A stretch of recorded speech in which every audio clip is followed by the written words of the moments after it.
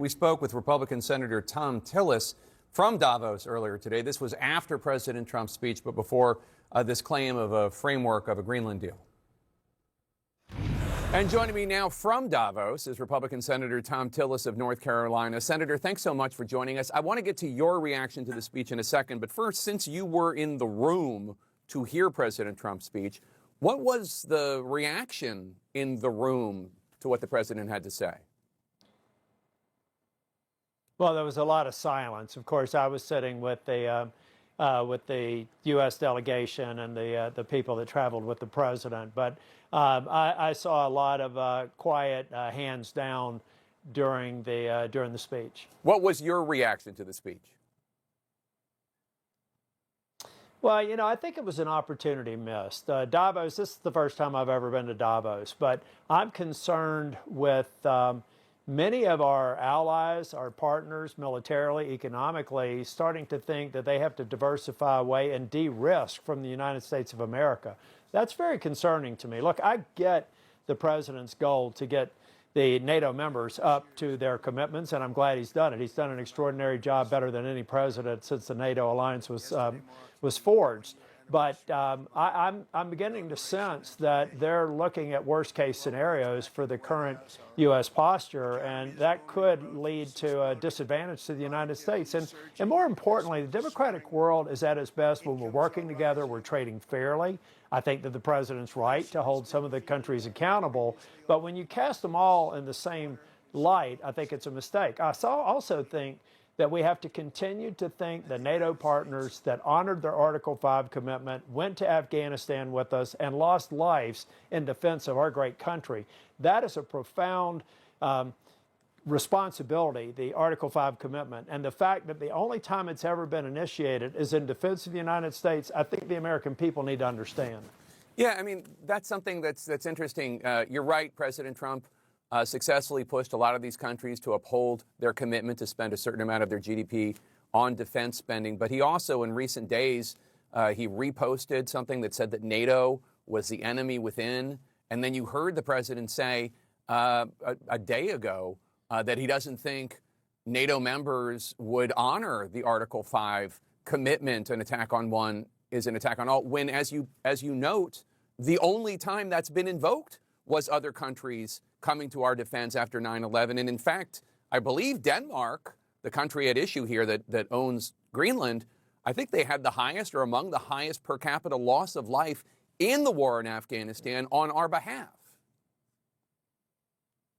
In fact, they had almost exactly the same per capita loss as the United States. That's why I became emotional when I went to the memorial in Copenhagen. I was wondering what the families, the loved ones of those soldiers were thinking when we're showing this sort of disrespect to a nation that literally on a per capita basis gave as many lives in some of the most contested areas of Afghanistan as you can find. This is just not the way to keep the free world together. The only person or persons who are happy with the notion of causing this problem, this tumult, this uncertainty in NATO is Vladimir Putin and Xi Jinping. They've got to be cheering from the bleachers. President Trump said today that he, quote, won't use force to take over Greenland. That appears to be his clearest statement yet, ruling out the use of the U.S. military. Do you think that assuaged any of our European allies? Well, first, I think it was a false concession. I mean, with all due respect to the president, I don't believe that the Congress would sit still if he were to take this by force. I think there would probably be sufficient votes to pass a war powers resolution that would be veto-proof. So let's just be honest with our friends and our allies. And let's be respectful to them. Jake, we could have whatever we want in terms of presence in Greenland today without having to spend a dollar. And to my fiscal conservative colleagues out there, how about this? Not spending billions of dollars to take territory that we've already been given unfettered access to, and even have an agreement dating back to 1951 that Denmark and Greenland have said that they would expand and make more accommodating. Greenland is a country, or is a territory that needs massive investment in infrastructure. and massive investment just to support the bases. And by the way, a couple of years ago, they offered to sell one of their military bases in the most attractive part of Greenland, where the ports do not freeze in the winter, for $1.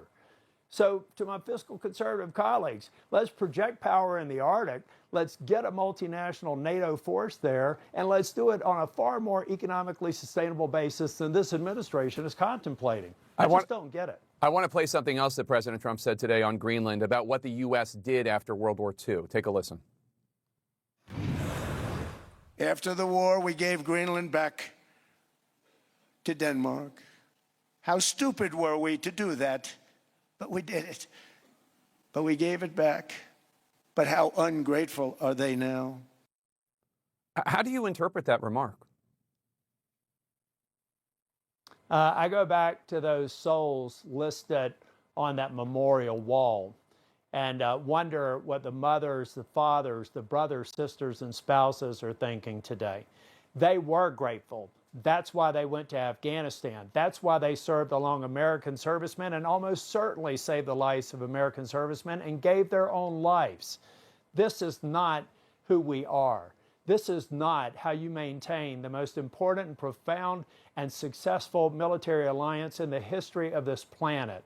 It's disrespectful, it's unproductive, and it's unsustainable.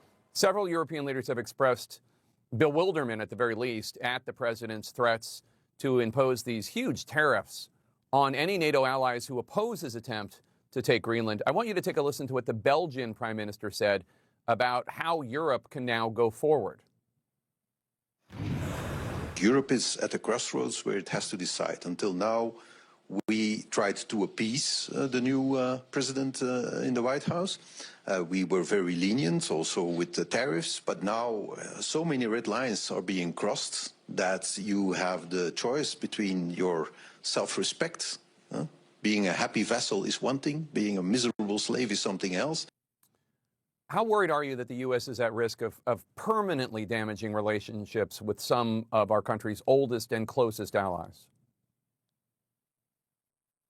Well, I think that we can repair the relationships, and I hope that the president will get the advice that will people with stars on their shoulders know how important the alliance is and know how important it is to our own sophistication, our capabilities. We learn far less. We are far less exquisite in our ability to execute when we're not testing ourselves among our allies. However, it is a little bit rich that we're talking about the home of NATO and the famous Battle of the Bulge, not meeting their 2% requirement.